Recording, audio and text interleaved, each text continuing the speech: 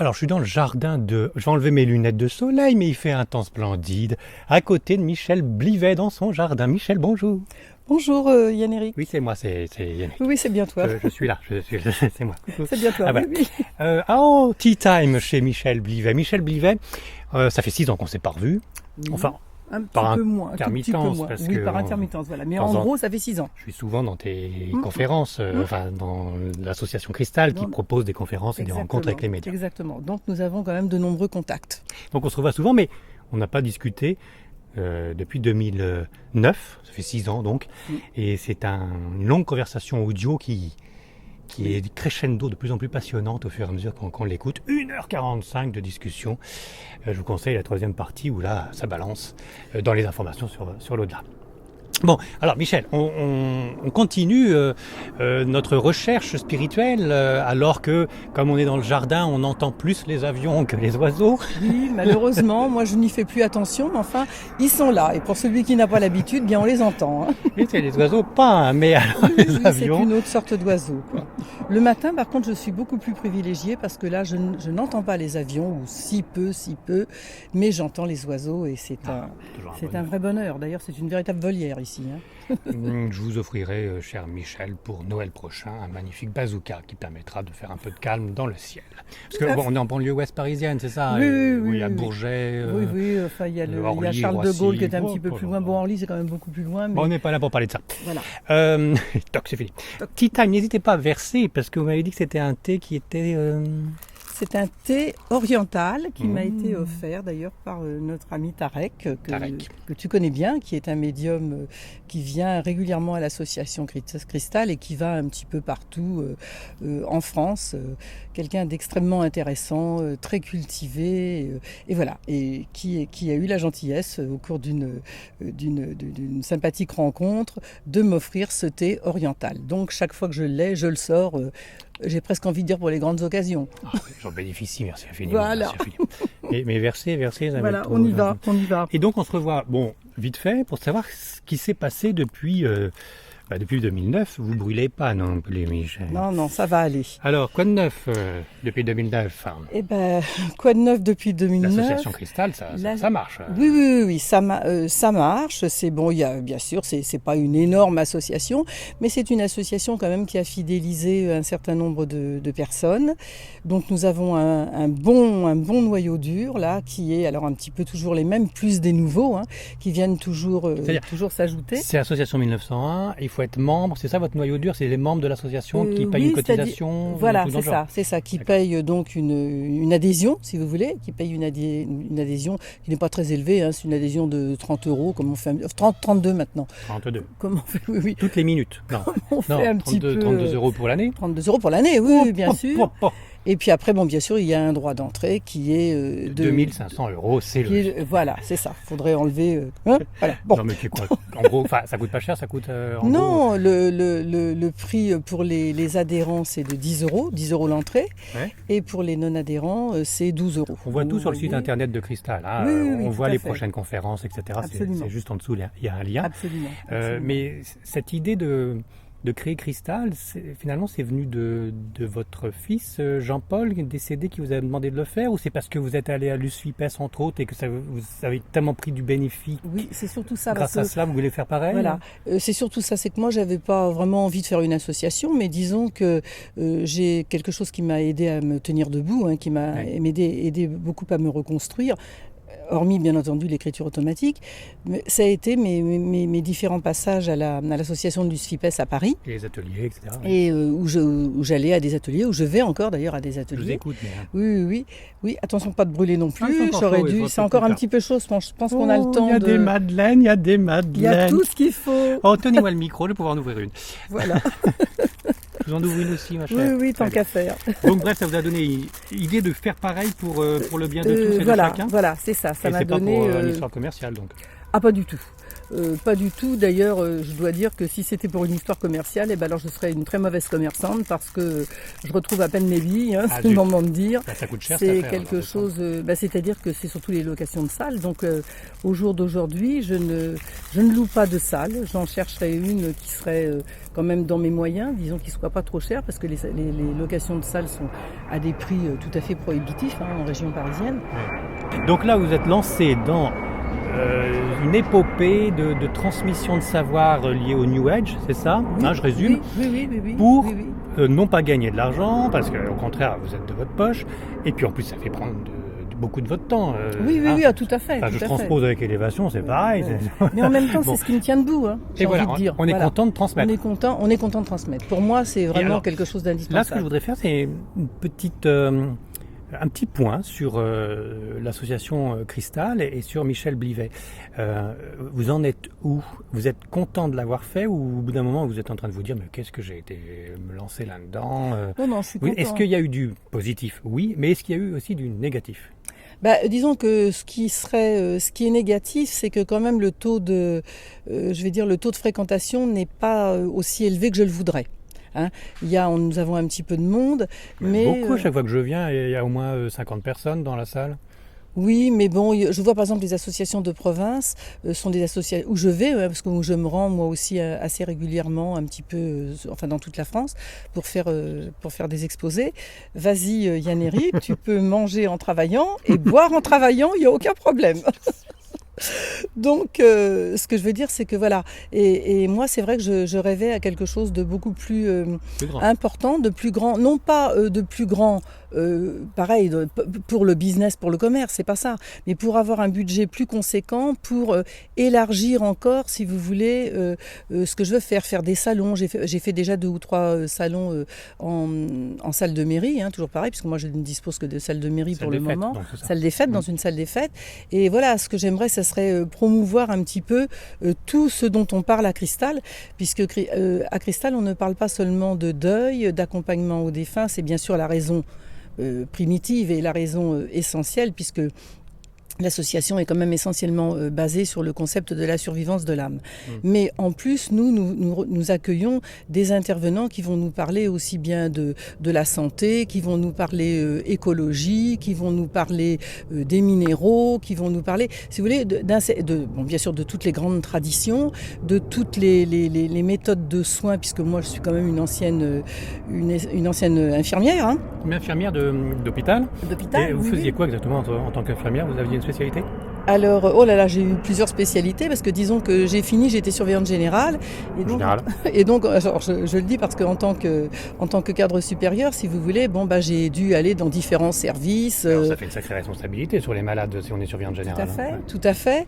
Et c'est vrai que là, je dévie un petit peu, mais pour vous dire un petit peu tous ces gens qui viennent à Cristal, c'est vrai que là, j'axe un petit peu plus ma démarche justement dans le soin, mais dans le soin physique et spirituel. Dans le bien-être.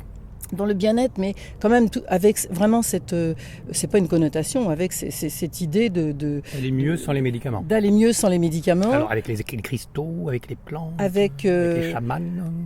Oui, pourquoi pas. Évidemment, faut pas dire que la médecine conventionnelle a ses atouts, a ses. Vous n'allez pas commencer à lancer un hôpital de votre. Absolument. C'est pas du tout mon intention. On apprend plein de choses grâce à Cristal et c'est très très large. Ce n'est plus que le deuil. Voilà, tout à fait. C'est encore plus de choses. Bon, très bien, Michel. Mais alors le négatif dans l'affaire, parce que allez, j'avoue.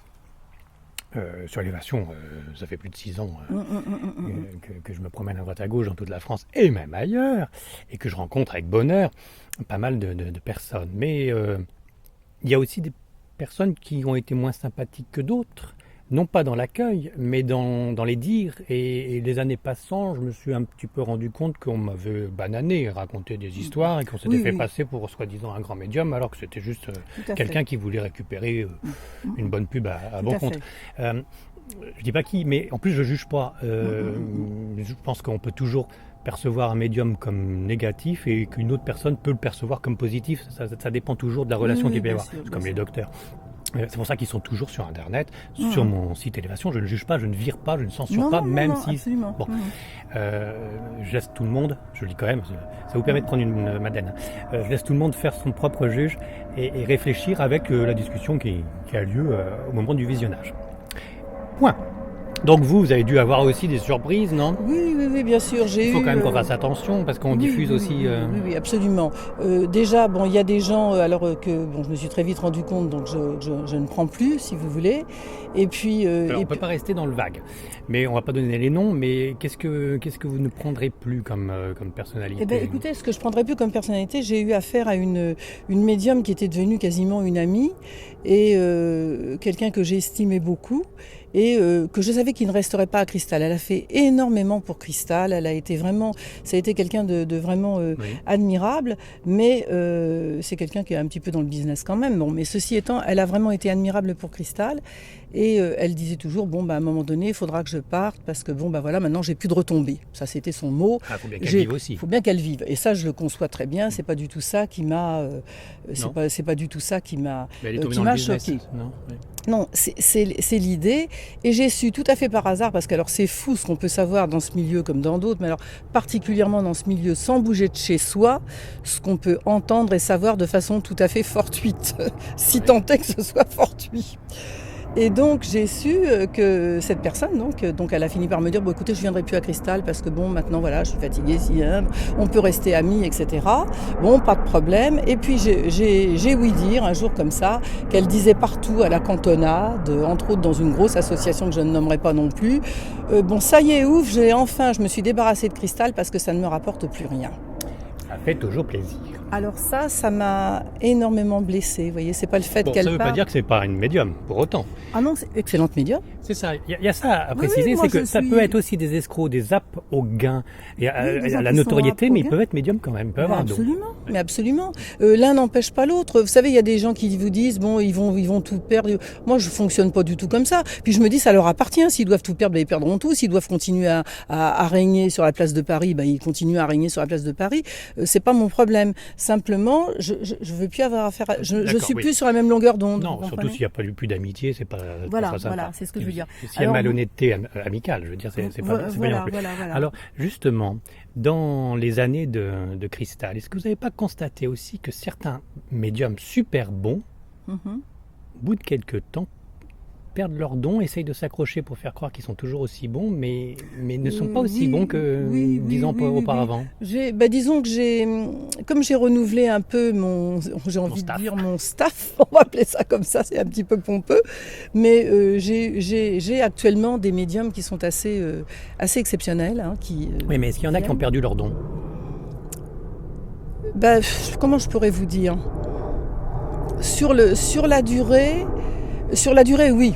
Il y en a qu'effectivement, on se dit... D'ailleurs, même comment je vais vous dire, le public le sent, le dit. Et puis moi, j'ai des retombées.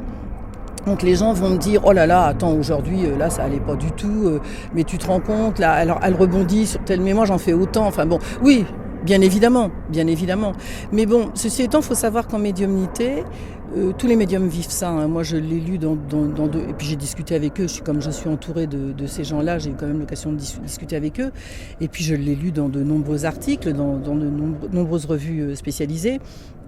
Tous les médiums vivent ça à un moment donné. Ils ont une baisse, ils sont au creux de la vague, ou tout ça pour de multiples raisons. Où on leur retire, ça n'a pas du tout un jugement de valeur, mais on leur retire parce que ils sont plus d'équerre avec tel machin, etc. Ou tout simplement ils sont fatigués, ou tout simplement. Oui, c'est une mauvaise journée et puis ça suffit. Voilà. Et puis non mais je parle de baisse de médiumnité sur le long terme, quand même sur la durée. Peut-être pas sur le long terme, mais carrément les guides spirituels qui sont partis, quoi. Voilà, on a l'impression que là, ça fait défaut, quoi. Bon, et ils le disent, ils le racontent eux-mêmes. Bon, c'est parce que ils doivent changer leur fusil d'épaule. Alors, ils vont rester médiums. J'ai eu, par exemple, tenez, vous me posez la question. Alors, elle est jamais venue à Cristal puisque elle est partie. Comment je vais vous dire ? Elle est partie j'avais même pas fait l'association. C'est une médium que j'allais voir. Mon fils était encore vivant. Et j'allais la voir sans... je l'ai déjà dit d'ailleurs au cours du premier entretien. J'allais la voir sans savoir que c'était une médium, puisqu'à l'époque, j'avais aucune culture ésotérique, spirituelle, on va dire. Et je savais pas la différence. Je connaissais pas la différence entre le voyant. Alors moi, j'allais voir la voyante, si tu veux, pour le boulot, pour ci, pour ça. Bon.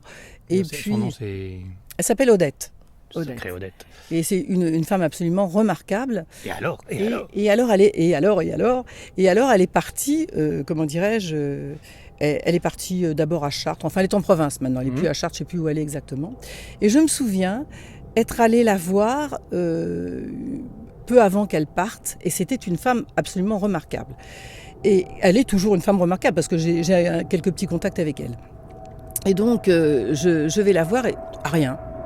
Ça sortait pas. Puis je voyais bien que c'était quand même dur. Hein. C'était dur. Donc, au bout d'un moment, elle me dit, écoute, je vais être honnête avec toi, j'ai rien. J'y arrive pas, j'ai rien. Bon, je suis partie comme j'étais venue. Alors, je l'ai quand même payée, bon, parce que finalement, je la connaissais, bon, tout ça. Puis elle avait quand même passé du temps avec moi. Et puis, en plus, elle pratiquait pas des tarifs prohibitifs, elle. Et donc, je suis partie. Et puis, je l'ai eu quelques années après, de façon fortuite, je dis toujours entre guillemets. « Ah, Odette !» On ne s'est pas tombé dans les bras l'une de l'autre, au figuré, parce que c'est par téléphone.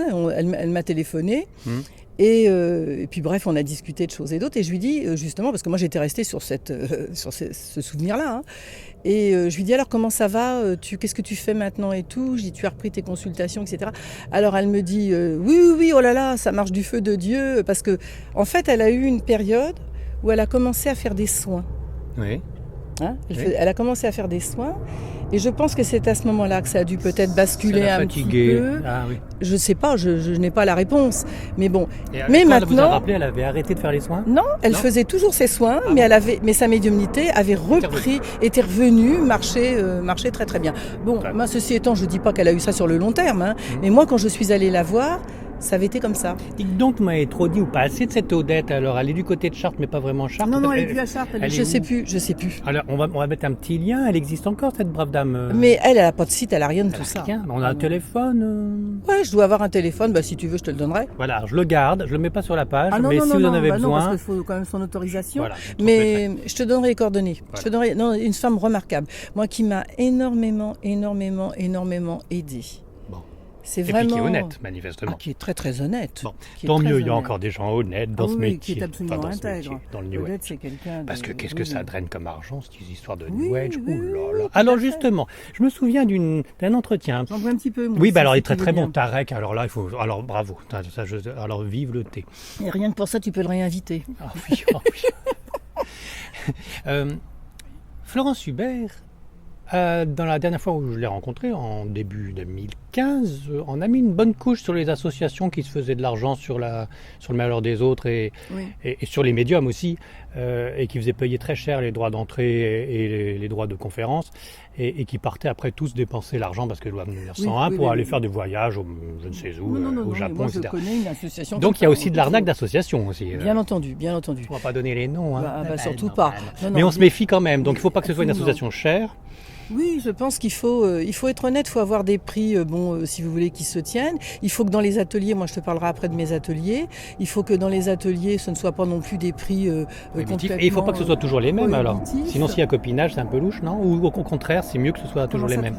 Les mêmes intervenants, les mêmes médiums. Est-ce que c'est mieux que ce soit toujours les mêmes parce qu'ils sont très bons, il n'y a pas de raison d'en changer? Ou est-ce qu'au contraire... Il y a une variété. Moi, de toute façon, j'ai eu pendant longtemps justement une médium, celle qui m'a beaucoup aidée, je te dis, et qui m'a profondément déçue.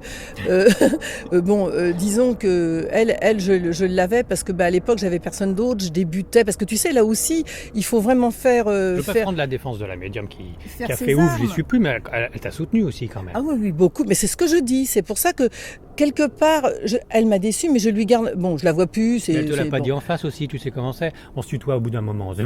Mais tu sais comment c'est, tout le monde dit des choses sur l'autre et puis c'est exagéré. Non, mais si tu veux, la défendre, mais... si tu veux, ce qui m'a peiné, c'est que je me dis que ça donne une mauvaise presse à l'association.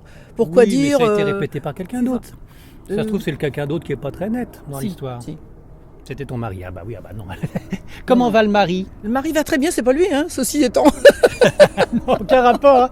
Mais non, oui, parce que dans l'association, dans les conférences, il y a aussi le garde du corps, c'est le mari. Bien sûr, c'est non seulement le garde du corps, mais c'est le trésorier. Ah oui. Alors tu vois, Et là, justement. pas possible de lui piquer 5 €. Hein. Non. Mais il te fera pas non plus de. Tu vois. Non, oui, il va pas demander 50. Il te fera pas non plus d'ampoulette, il dans Tourloupe, il te je me souviens pas 50. Son prénom, c'est Jacques, non? C'est Paul. C'était pas loin, c'était un apôtre. Bon, je me souviens que Paul, il regarde un peu de travers, enfin, il y croit pas à 100%, c'est ça? Il en est toujours là? Parce qu'on fait l'interview bilan au bout de 6 ans. Donc il oui. Paul, il est. Alors lui, c'est. J'ai presque envie de dire. Vas-y. Attends, oui, vas-y, je vais le faire. J'ai presque envie de dire c'est un problème parce que c'est quelqu'un qui a des dons. Oui, c'est quelqu'un qui a des dons, c'est absolument évident. C'est quelqu'un qui a un très grand sens de l'observation, mais ça va au-delà du sens de l'observation. Moi, j'ai vu Paul me dire des choses, je lui dis mais comment tu l'as su? Ah bah je sais pas. Voilà, bon, c'est comme ça. Mais alors, il doute de lui-même aussi? Non, mais ça lui fait peur. Ça lui fait peur. Non, c'est pas qu'il doute de tout. Non, c'est quelqu'un qui croit en Dieu, qui a une foi profonde, qui est bon, et qui est. Oui, mais enfin, qui reste dans l'ombre. Mais qui reste dans l'ombre, oui, tout à fait, parce que c'est quelque chose. D'une part, ça lui fait peur, et puis quelque part, ça le gonfle. Alors négatif. Alors continuons le négatif, c'est très bien. Ça fait un bon teasing, ça fait de l'audimat. Le négatif dans les associations, donc certaines, il faut s'en méfier. Qui drainent beaucoup de monde, qui font beaucoup de publicité. C'est les grosses associations, effectivement. Des grandes salles très très belles, tout ça, c'est qu'il y a quand même du fric derrière. Enfin, pas toutes. Hein. Moi, je connais je connais, vous savez, je connais dans le Nord, je connais en Auvergne, je connais par exemple. Et à l'inverse, c'est pas parce qu'il y a des petites associations pas chères que c'est pas des arnaqueurs non plus. Exactement. Bon, alors méfiance. Méfiance ou pas? Il faut quand même toujours être sur des œufs. J'ai envie de dire, j'aime pas le mot méfiance, j'ai envie de dire discernement. Y aller une fois, réfléchir, ne pas s'emballer. Et puis, il y a des choses que tu ressens. Oui. Tu sais, quand tu mènes le genre d'activité que l'on mène, nous tous présidents d'associations, il y en a qui sont médiums, d'autres qui ne le sont pas, d'autres qui ont une sensibilité. Bon, comme moi, par exemple, j'ai quand même une sensibilité médiumnique. Bon, je ne suis pas un médium, mais donc il y a des choses que tu sens, tu le sens très rapidement, tu le vois. Bon, puis une fois que tu as tellement bourlingué là-dedans que tu t'en rends très vite compte. Michel Blivet, ça me fait rire un petit peu ce genre de discernement à avoir, parce que quand on est dans la peine, on a perdu un être cher. Par rapport, on veut tout croire, on veut tout prendre, même si on est face à un escroc, s'il dit il vous aime de l'au-delà, il vous fait coucou, on va être content. C'est vrai. Il y a un danger, parce qu'il y a aussi pas mal de récupération et on profite du malheur des autres. Je parlais en tant que présidente. Donc, il faudrait qu'on puisse quand même, heureusement il y a Internet, et donc il y a quand même pas mal de forums qui disent celui-là il est bien ou telle association est bien. Il faut quand même se renseigner sur Internet, voir si à l'inverse, il n'y a pas des collègues jaloux qui bavent dessus, rien pour casser aussi l'association.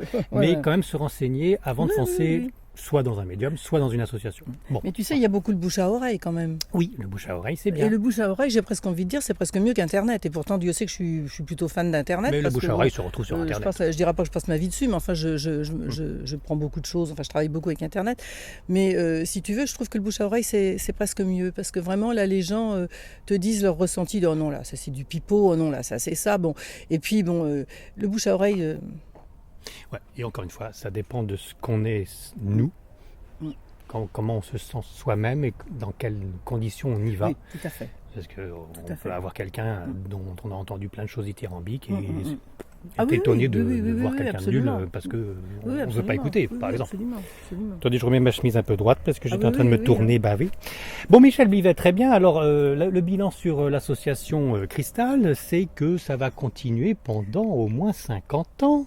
Ah ben écoute, je sais pas 50 ans, mais bon... on se retrouvera à l'Olympia pour la prochaine interview. Alors, je n'en demande pas tant. Tu sais que j'ai l'intention quand même de déménager et je voudrais aller me retirer en Bretagne. Et je voudrais justement... Loin des avions. Loin des avions, oui, en l'occurrence. Et je voudrais justement faire quelque chose où, si tu veux, je vais pouvoir développer... un petit peu plus le côté atelier, justement, pour que les gens se prennent un peu en charge, parce qu'il y a plusieurs faces, évidemment. Il y a le deuil, on est tous passés par là. Il y a, si tu veux, il y a la peine, il y a tout ça. Et moi, je vois justement, et c'est ce qui me fait plaisir, c'est que, enfin, ça veut dire, c'est pas fait pour me faire plaisir, mais en l'occurrence, on est des humains, ça me fait plaisir. C'est que je vois, par exemple, au cours de mes ateliers d'écriture automatique, eh bien, tout ce petit noyau qui revient régulièrement, etc., sont des gens qui ont énormément progressé. J'ai vu des gens arriver dans une peine dans quelque chose d'épouvantable. J'ai une maman, entre autres, qui a perdu un enfant, qui a perdu une petite fille, et qui était... Alors au début, ça ne marchait pas. Elle est venue une fois, 2 fois. Après, bon, elle faisait moultes ateliers, etc.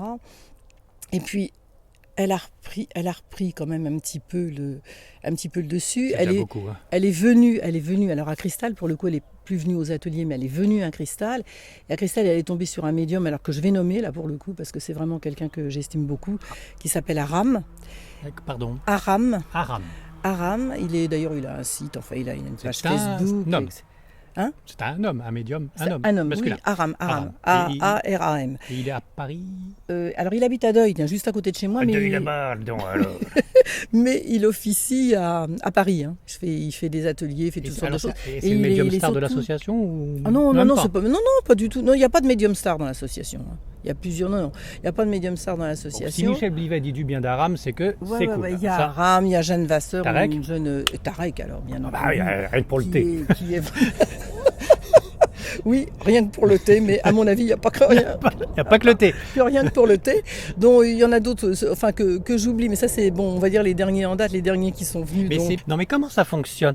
Quand on fait venir une médium reconnue, qui a pignon sur rue, qui passe à la télé, etc., qui habite loin, elle fait une conférence, elle fait des consultations après. Comment ça fonctionne? Il y a un côté financier quand même quelque part. Oui, alors justement, chez moi, c'est là un petit peu que le bar blesse, parce que tous les médiums qui viennent de province ont l'habitude de consulter après. C'est-à-dire qu'ils consultent, mais pour ça, il faut un local. Alors moi, comme j'ai déjà pas de local, le problème est tout de suite réglé. Donc ils viennent. Donc c'est pour ça. Alors d'une part, je reçois assez peu de gens en province, sauf l'année prochaine où là, j'ai fait quelque chose de un petit peu mieux. Je me suis dit, faut que je change. Puis on est un tout petit peu plus à l'aise, donc on va essayer de faire mieux. C'est-à-dire, ça fonctionne comment? Vous payez le trajet? Alors voilà, ça fonctionne. On paie les défraiements. On paie les défraiements, normalement l'hébergement et la nourriture. Donc pour une association comme la mienne, c'est beaucoup. Oui. Quand les gens viennent de loin, j'entends. Hein. Oui. Parce que sur Paris, alors je peux le dire, moi je suis alignée sur les tarifs de l'UCIPES, donc à Paris, la salle Allan Kardec. Eh bien, rue Jean-Jacques Rousseau, c'est 40 €. Donc 40 pour euros tout quoi, donc 40 € le défraiement. C'est-à-dire que même si tu pour traverses ceux qui la de rue, Paris, tout ça, vous avez 40 €. Tout ce qui est sur l'île de France, si tu veux, la région parisienne. Qu'il soit connu ou non, il touche 40 € dans son affaire. Même s'il traverse la rue, t'en as un qui habite en face de chez toi, il se déplace. S'il vient de loin, défraiement du train et de l'hôtel éventuel. Hôtel, ça coûte cher déjà, ça, oui. Exactement, hôtel et nourriture. Alors moi souvent, disons que l'hôtel, j'ai un petit peu résolu le problème parce que j'ai la possibilité de les loger chez moi. Donc je leur dis c'est chez moi ou c'est rien. Pratique. Il y a quelques associations qui font ça aussi. Il y a une tente au fond du jardin. Voilà, oui, tout à fait. En général, si quelqu'un devrait dormir sur la tente, ce serait moi. Non, mais tout le monde dort à l'intérieur. Hein. Je rassure tout de suite. Non, puis c'est pratique, c'est à côté de la gare, tout ça. Exactement, oui, tout à fait. Non, mais et c'est tout. Ce côté financier, c'est tout. C'est-à-dire qu'avec la cotisation des membres, vous arrivez à rembourser le billet de train des personnes qui viennent de loin. Oui. Et à louer la salle. Oui, enfin, louer, non, pour le moment, je la loue pas. Parce que vous ne gagnez rien, quoi. Vous perdez du temps. Je gagne rien, moi. Je gagne rien du tout. Vous perdez du temps finalement. Et même quelquefois, si par exemple je les fais venir de loin, de province, eh bien si je les fais venir par exemple de Marseille ou surtout dans le sud où c'est quand même beaucoup plus loin, ou même de Bretagne, si je les fais venir de Normandie, eh bien une fois que j'ai payé ça... Zéro. L'intérêt du médium ou du conférencier, c'est quoi? Vendre ses livres à la fin de la conférence? Eux, l'intérêt, c'est de se faire de la clientèle. Et c'est pour ça que ceux qui viennent de province, la clientèle, ils l'ont déjà, puisqu'ils l'ont sur place, sur leur site, à leur domicile, j'ai envie de dire, sur leur lieu de domicile. Mais si vous voulez, ce qu'ils font souvent, c'est vrai que eux, par contre, c'est quand même assez généreux, parce que je vais dire que même quand ils font des consultations derrière, il ne faut pas oublier que le médium, je ne veux pas les défendre, mais autant il y en a des malhonnêtes, mais il ne faut quand même pas oublier que le médium, quand il arrive, mettons, sur la région parisienne, déjà il va passer, 2 jours dans le train, ou en voiture, aller-retour, ça dépend. Il y en a qui prennent l'avion aussi, ça c'est encore autre chose, mais bon. Et qu'est-ce que je veux dire? Il va arriver là, et finalement, ça va être 2 jours, ou en tout cas une journée, qu'il va perdre dans son cabinet. Donc souvent, il récupère, si vous voulez, ce manque à gagner, il le récupère en faisant des consultants tout de suite derrière, quand ils ont un local. Quand ils ont un local, ce qui n'est pas le cas de Ce Cristal. n'est pas le cas de Cristal. C'est-à-dire que là, on fait la conférence, ensuite, on a une séance de médiumnité pour les 3 quarts du temps, pour Cristal ou ailleurs, médiumnité en public, où il y a des personnes qui ne sont pas tirées au sort, mais enfin qui sont choisies en fonction de ce qui se passe, et qui ont des réponses devant tout le monde de leurs défunts. Et c'est tout. Il n'y a même pas le petit KGB, retrouvez-moi en consultation tout de suite après, donnez-moi 50 euros, c'est tout, c'est fini. C'est fini. Et alors, donc, si on est de province ou d'ailleurs, cette clientèle-là, on ne la garde pas forcément. Ah bah non. Non, c'est clair. Donc vraiment, c'est un don des deux côtés, quoi. Voilà, c'est un don des deux côtés dans ce cas de figure précis. Bon, dans un autre cas, ce que je suis en train de dire, c'est que par exemple, moi, j'ai quand même la possibilité, mais alors c'est pareil, ça dépend, je suis quand même tributaire de ça. C'est que j'ai une amie justement avec qui on a fait toute une petite plateforme avec nos ateliers, puisque moi j'en fais à mon domicile et j'en fais également à Aubonne avec Martine Gagnon, là, qui fait les ateliers Lise Bourbeau, et elle dispose d'un... Il faut vraiment parler si rapidement. Martine Gagnon, avec Martine Gagnon, on gagne du pognon. Non, ça va lui rester la peau. Elle ne serait pas contente, elle ne pas entendre dire ça. Bon. L'atelier quoi? Elle fait les ateliers Lise Bourbeau. Lise Bourbeau. Lise Bourbeau. Tu sais, ces ateliers de développement personnel, en fin de compte. C'est où ça? Alors, elle fait ça, elle a son domicile à Aubonne. À Aubonne. Voilà, qui n'est pas très loin. Et moi, de temps en temps, je vais aussi faire des ateliers d'écriture. Et on avait... Écriture automatique Écriture automatique. Et là, il y a transmission d'un savoir. Voilà. Et là, il y a possibilité d'être payé en retour comme tout prof. Voilà, c'est ça. Alors, enfin, nous, ça va pas loin. 25 € l'atelier, tu vois, c'est pas... L'atelier qui dure combien de temps? 3 heures, quand même. Oh là là. Voilà. Ça fait pas beaucoup de l'heure, ça. Ça fait pas beaucoup de l'heure. D'ailleurs, c'était 20 €, mais c'est à la rentrée, je me suis décidé... Allez, 25 €. Tiens, c'est la crise pour tout le monde. Bon, ça, oui. Bon. Donc ça, c'est un autre pan de l'association. Voilà, on transfère du savoir et il y a échange en plus, etc. Donc ça, c'est bénéfique aussi pour les professeurs parce que ils ont les questions des élèves et ça peut parfaire le savoir. Tout à fait. Et là, si tu veux, il pourrait se trouver qu'à ce moment-là, des médiums puissent venir faire des consultations. Par exemple, il pourrait y avoir une possibilité. Attends, il va tomber celui-là, non? Ah non, il tombe pas. Non, il tombe pas. Il est proche. Pourtant, il était proche. C'est calme, faut pas croire.